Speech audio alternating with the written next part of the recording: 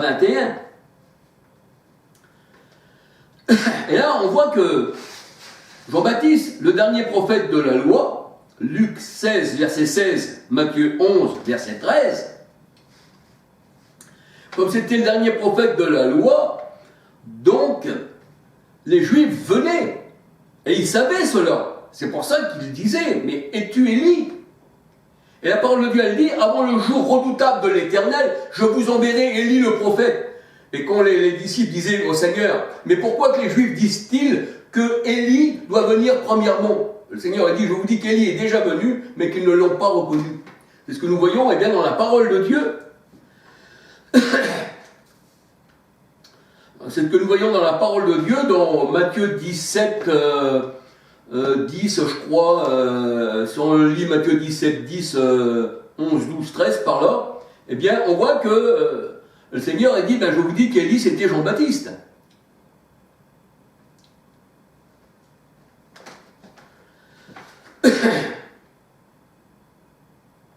Alors, les Juifs demandèrent à Jean-Baptiste s'il était pas le Christ. Jean 1, verset 19-20. Ils lui demandèrent, es-tu Élie? Jean 1, verset 21. En fait, les Juifs savaient que le jour redoutable de l'Éternel, le jour de sa colère, là où il devait châtier les nations, Matthieu 16, 33, j'ai vaincu le monde, c'était là que le Seigneur, eh bien, qu'il disait, voici, avant le jour redoutable de l'Éternel, dans Malachie 4, versets 1 à 6, je vous enverrai Élie le prophète, il préparera celui-ci le chemin devant moi. Le jour de l'Éternel, c'était, eh bien, Matthieu 1, 23, c'était Emmanuel, Dieu avec nous. Et Jean-Baptiste, en effet, était Élie, celui qui devait venir. Matthieu 17, 10 à 13, et Luc 1, verset 15, 16, 17. Il viendra avec la puissance et l'esprit d'Élie. Alors les pharisiens lui dirent encore, pourquoi donc baptises-tu si tu n'es pas le Christ? Ils disent ça, eh bien, à Jean-Baptiste, ni le prophète. Jean-Baptiste leur répondit, moi je vous baptise d'eau. C'est-à-dire, Luc 16, 16, Jean-Baptiste, le dernier prophète de la loi. Matthieu 11, verset 13. Qui Jésus aussi est né sous la loi, circoncis le 8e jour, présenté au temple selon la loi. Alors, Jean-Baptiste leur répondit, moi je vous baptise d'eau. Jean 1, verset 22 à 26. Mais lui vous baptisera dans l'Esprit Saint. Marc 1, 8. Jean-Baptiste était venu baptiser pour faire connaître Jésus à Israël. Jean 1, verset 31, Jean 1, verset 31, Luc 1, 80 et Marc 1, verset 4 à 8. Matthieu 3, verset 1 à 12 et Luc 3 à 21. Et le baptême était pour le peuple d'Israël, pour les publicains et les craignants Dieu. Luc 7, verset 29 à 30. Et les Juifs, selon la loi, 1 Corinthiens 10, 18, selon la chair, 1 Corinthiens 10, 18, n'ont pas reçu le Christ. Ils n'ont pas reçu la lumière, bien qu'ils s'attendaient à lui. Jean 1, verset 1 à 13. Et ils ont tué les prophètes, c'est ce que nous dit la parole de Dieu. Jérusalem qui tue les prophètes, Matthieu 23, 37. Et la parole de Dieu nous dit que cette Jérusalem charnelle, terrestre, qui est sous la servitude, qui représente l'Égypte, qui représente Pharaon, qui représente l'esclavage, le mont Sinaï, avec la mosquée d'Omar, l'Arabie, eh bien, elle tue les prophètes. Galates 4, 21 à 31. Elle est le symbole de l'Égypte, Apocalypse 11, 8. Alors, il est dit dans la parole de Dieu que Moïse tailla deux tables de pierre et monta sur la montagne, et il fit aussi une arche de bois. Et il y mit la verge d'Aaron qui avait fleuri. Et là, on voit que quand la verge d'Aaron fleurit, et quand elle est mise dans l'arche, ça veut dire que le Seigneur, il a un projet pour plus tard. Parce que la parole de Dieu nous dit que Israël a fleuri, et l'homme juste fleurira. Et le Seigneur, il dit, voici, eh bien, le désert refleurira. Mais il ne refleurira pas, parce qu'on lui a mis des pépelines, comme il y a les hommes charnels qui disent, vous avez vu Israël là, alors ça c'est la chair, le Seigneur il n'a rien à voir avec ça, Galates 4, 21 à 31. Quand le Seigneur il dit, Israël d'en haut, ben c'est celle-ci qui fleurit. Regardez aux choses d'en haut, non celles qui sont sur la terre. Eh bien, le Seigneur il dit que le juste refleurira. Nombre 17, verset 8-10. Le symbole d'Israël qui refleurit, la parole de Dieu nous dit. Nombre 17, verset 5. Nombre 17, verset 5. Ésaïe 27, verset 6. Psaume 72, verset 7. Et le Seigneur dit, l'arbre sec, c'est-à-dire la verge, on peut dire aussi, hein, l'arbre sec, eh bien, refleurira. Le Seigneur dit, l'arbre sec, je le ferai fleurir. Et l'arbre vert, qui se dit avoir la vie, celui-là desséchera. Ézéchiel 17, verset 24. Alors, tout ceci, la verge qui avait fleuri, eh bien, c'était dans l'arche. Et l'Éternel écrivit sur les tables de pierre. Et les tables de pierre, ça représente les cœurs des hommes méchants qu'on regarde dans Ézéchiel 36, versets 25 à 28. C'est pour ça que le Seigneur dit, j'enlèverai vos cœurs de pierre et je vous donnerai un cœur de chair. Et dans la parole de Dieu, il nous est dit dans 1 Corinthiens 15, autre est la chair des bêtes, autre est la chair eh bien, des hommes. Pourquoi? Parce que on n'a pas l'homme de Dieu, la femme de Dieu n'a pas la même chair charnelle que l'homme de chair. Et le Seigneur il dit là, eh bien, j'enlèverai votre cœur de pierre et j'y mettrai un cœur de chair et je mettrai mes lois dans ce cœur. Alléluia. Alors l'Éternel écrivit sur les tables de pierre les paroles qui étaient sur les premières tables que Moïse avait brisées. Et les tables, il les mit dans l'arche. Il y fit une arche en bois d'acacia. Vous savez que le bois d'acacia, dont l'arche a été faite, le bois d'acacia, ça s'appelait aussi du bois de sittim. Et l'acacia, vous savez qu'il a des grosses épines. C'est un arbre épineux. Et nous voyons que quand le Seigneur il se présente encore dans le buisson ardent, dans Exode 3 à Moïse, et le buisson ne prenait pas feu, parce que le buisson représente aussi l'homme avec son cœur épineux. C'est pour ça que le faux prophète, la parole de Dieu nous dit, dans Matthieu 7, 15 à 20, que le faux prophète, c'est un arbre épineux qui ne donne pas du bon fruit, mais du mauvais fruit. Donc on reconnaît le faux prophète aux fruits mauvais qu'il peut donner. Tandis que la vraie personne de Dieu, elle donne du bon fruit. Et là, on voit que le Seigneur, eh bien, s'avait présenté, eh bien, dans, on va dire, dans un arbre, un buisson qui ne prenait pas feu. Parce qu'on est des buissons aussi, mais avant on était des arbres mauvais, on portait des épines, des chardons et des épines. Et là maintenant le Seigneur il reste à l'intérieur de nous, nous sommes aussi des buissons, mais on ne prend pas feu parce que le Seigneur, eh bien, nous a tiré des flammes du feu de la géhenne. Comprenez-vous? Donc on voit que le Seigneur, eh bien là, l'arche était faite aussi avec du bois d'acacia. Un arbre épineux. Ça représente aussi le Christ qui a porté la couronne d'épines. Hein, le monde, là, c'est-à-dire pour nous, hein, il a porté à la croix les épines du cœur. C'est pour ça que le Seigneur dit que le cœur de l'homme est comme un buisson d'épines. Eh bien, le Seigneur a porté cette couronne d'épines à la croix. Alléluia. Alors l'arche, les tables avaient été mises dans l'arche et il fit une arche en bois d'acacia, bois de sittim, selon certaines versions. Et ça, c'était un bois épineux. Deutéronome 10, versets 1 à 3. Deutéronome 10, versets 1 à 3. Exode 25, 10 et Joël 4, 18. Joël 4, 18.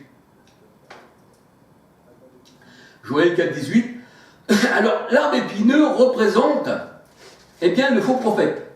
Matthieu 7, 15 à 20. Nombre 33, verset 55. Le faux prophète, la parole de Dieu dit que les faux prophètes, ce sont des épines dans nos yeux. Ils veulent nous crever les yeux comme ils ont crevé les yeux à son sang. Excusez-moi si j'ai fait quelques gestes, parce qu'il y avait quelqu'un qui me demandait, mais je ne peux pas interrompre la parole du Seigneur. Les faux prophètes crèvent les yeux. Ce sont des épines dans nos yeux. Ils veulent nous rendre aveugles, comme ils ont fait à Samson. Parce que Samson avait donné, eh bien, le secret que le Seigneur avait dit de ne pas dire ta force, hein, tes cheveux ne doivent pas être coupés. 2 Samuel 23, verset 6. Les faux prophètes, ce sont des épines. Et le bois dans la parole de Dieu a une grande importance. Le mot sittim, eh bien, est d'origine égyptienne. Ça va bien avec, voyez-vous, le mot sittim est d'origine égyptienne. Et regardez bien, c'est à Sittim que le peuple a commencé à se rebeller et à se livrer à la débauche avec les filles de Moab. Ces filles invitaient le peuple au sacrifice de leur Dieu. Et le peuple mangeait et se prosterna, eh bien, devant leur Dieu. Et Israël s'attacha au Baal, à Baal Péor. Nombre 23, verset 38. Et la colère de l'Éternel s'enflamma contre Israël. Nombre 25, versets 1, 2, 3, 4, 5. Nombre 25, versets 1, 2, 3, 4, 5. Et Michée 6, verset 5. Donc on peut dire que Sittim, hein, qui représente cette épine, cette agacia, c'est pour ça que le Seigneur dit ne semez pas parmi les épines, eh bien c'est là que le peuple se rebelle.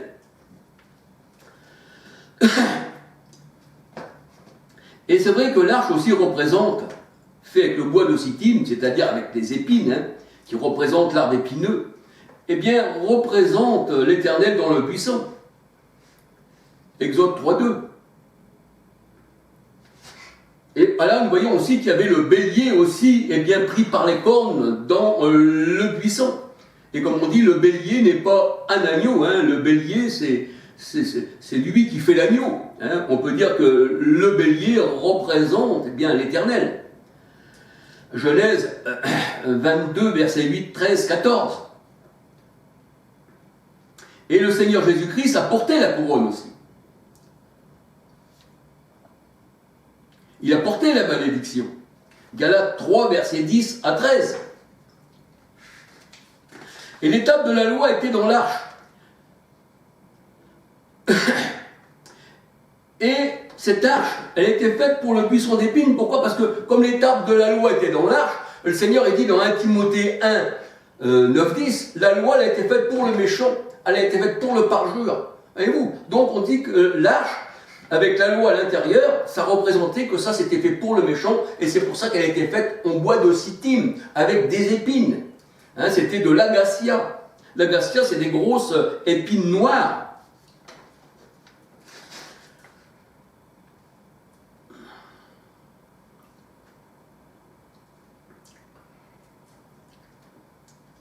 Alors, l'étape de la loi était dans l'arche, faite eh bien, avec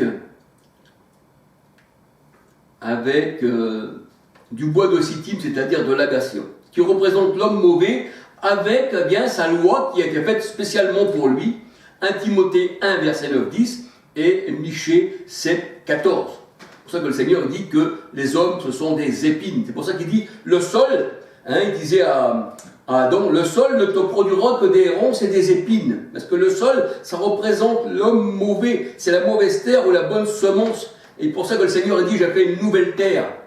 Et là, dans la nouvelle terre, qui est l'épouse, en Ésaïe 64, verset 1, 4, eh bien, la bonne semence pousse. La bonne semence pousse.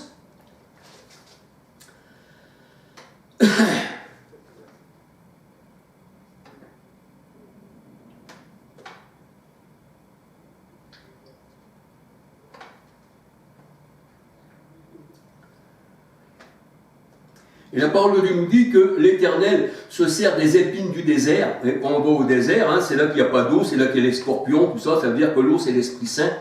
Hein, et quand l'eau est répandue dans le désert, eh bien il fleurit. Et le Seigneur a dit, quand l'eau est répandue dans le désert de ton cœur, eh bien ça refleurit. Car nous sommes tous abreuvés, eh bien d'un seul esprit, 1 Corinthiens 12, 13, et l'Éternel est ma source.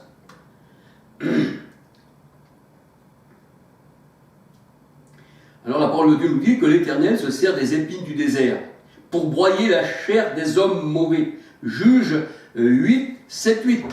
Donc nous voyons que tout ce qui est fait d'épines représente eh bien la malédiction. Alors l'arche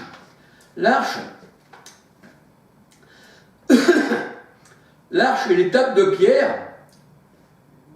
L'étape de pierre était dans l'arche, bien sûr, et il y avait aussi la manne, qui représentait, la manne représentait la nourriture, eh bien, des gens charnels, qui représentent Galates 4, 21 à 31, la Jérusalem actuelle.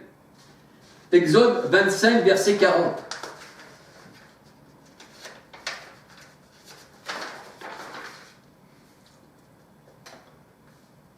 Et la parole de Dieu dit que cette alliance, le mont Sinaï, avait un sanctuaire terrestre. Hébreux 9, verset 1. Excusez-moi, parce qu'il y a des gens qui m'ont troublé un peu, et j'espère que je veux bien me remettre dans la pensée du Seigneur. Mais je ne m'y attendais pas, excusez-moi. Alors, dans la nouvelle alliance en Jésus, les tables ne sont plus dans l'arche que Moïse, eh bien, avait faite selon l'ordre de l'Éternel. C'est-à-dire que les tables étaient dans l'arche de la loi, mais le Seigneur a dit maintenant, dans la nouvelle alliance en Christ, eh bien, la loi, elle est écrite sur nos cœurs, sur les tables de notre cœur. 2 Corinthiens 3, verset 3 à 6. 2 Corinthiens 3, verset 3 à 6. Et la parole de Dieu nous dit que Ézéchiel, qui était l'ombre des choses à venir, eh bien, il l'avait prophétisé. Ézéchiel 36, verset 25, 26, 27, 28.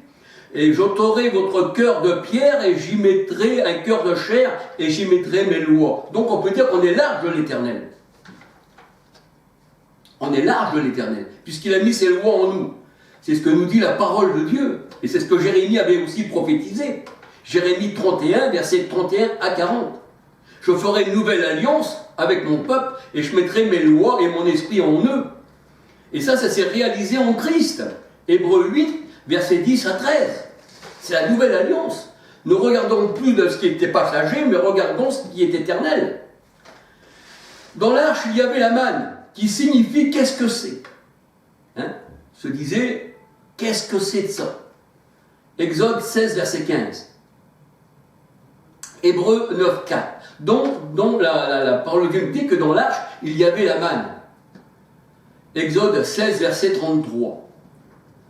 Et la parole de Dieu nous dit que ce que mangeaient les Hébreux dans le désert, cette manne, eh bien, elle ne se conservait pas, donc c'était passager. N'ayons pas les yeux sur ce qui est passager. Ça donne la mort, c'est ce que nous dit la parole de Dieu. Et cela, eh bien, devient infect. Exode 16, verset 20. Et la manne ne se conservait pas. Et la parole de Dieu, elle dit que la manne était pour les grands de ce monde. C'est pour ça qu'on dit, des fois dans le monde, on dit bien tiens, c'est monté dans la grande assemblée, c'est les grands de ce monde. Il a le bras long, les grands de ce monde. C'est pour ça que le Seigneur, il considère ces gens-là de haute taille, parce qu'il dit, tu as voulu monter au-dessus eh bien, de l'assemblée de Dieu. Tu étais l'arbre de la forêt qui voulait monter au-dessus, tu voulais dominer. Donc c'est le monde, ça représente le monde, ça représente les grands.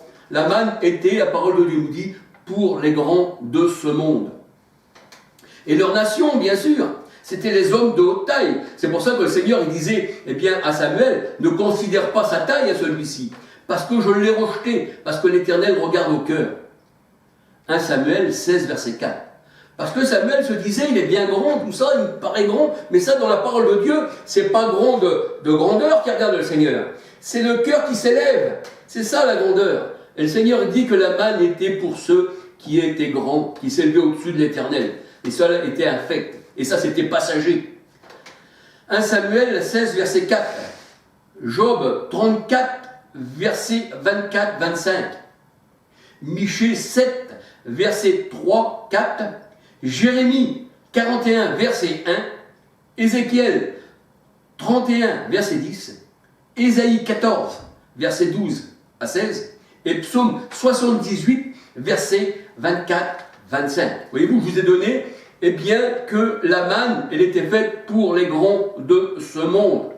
Pour les hommes qui se révoltaient dans le désert, qui voulaient manger de la chair. Et le Seigneur dit, la chair vous sortira par les narines. Parce que c'est ça l'homme charnel Il veut de la chair, et le Seigneur dit, puisque tu la veux, je ferai venir des cailles et tu la mangeras, et ça sortira par tes narines. Et là, nous voyons que, eh bien, la manne, elle avait été faite pour les grands de ce monde. C'est pour ça que je vous ai donné, eh bien, des versets, vous pouvez voir de vous-même. 1 Samuel 16, verset 4, Job 34, verset 24-25, Michée 7, 3, 4, Jérémie 41, verset 1, Ézéchiel 31, verset 10, Ésaïe 14, verset 12 à 16, et Psaume 78, verset 24-25. Et c'est vrai que ces gens haut élevés dans les gouvernements, avec leur nation, eh bien, le Seigneur dit, ceux-là seront les derniers. Et les derniers seront les premiers, et ceux qui s'élèvent seront abaissés, mais ceux qui s'abaissent seront élevés. C'est ce que dit la parole de Dieu. Ésaïe 2, verset 9 à 22. Proverbe 16, verset 5. Et les hauts élevés, les gens de ce monde, sont appelés la bête. Ça représente les montagnes qui s'élèvent. C'est pour ça que le Seigneur dit, j'abaisserai toute montagne et toute colline, que ça représente des rois qui s'élèvent. Et le Seigneur dit, ça sera abaissé. C'est appelé la bête de ce monde, les gens de ce monde. Apocalypse 17, 9, 11, c'est-à-dire ce sont des rois, la parole de Dieu nous dit. Et cette nourriture, la manne, eh bien, ne fait pas vivre. Elle donnait la mort. C'est pour ça qu'on disait que c'était le ministère de Moïse, c'était le ministère de la mort aussi. Elle donnait la mort. Les Juifs disaient à Yeshua, notre Seigneur, c'est-à-dire à Christ, nos pères ont mangé la manne dans le désert. En voulant dire, vous avez vu, nos pères, ils ont mangé la manne dans le désert. Ils croyaient dire quelque chose de bien. Eh oui. Nos pères ont mangé la manne dans le désert. Ils ont mangé le pain du ciel, ils disaient au Seigneur. Mais le Seigneur leur dit, en vérité, parce que Jésus est la vérité. Donc je te dis la vérité. En vérité, je vous le dis. Moïse ne vous a pas donné le pain du ciel. Ah non. Donc ceux qui veulent être sous la loi,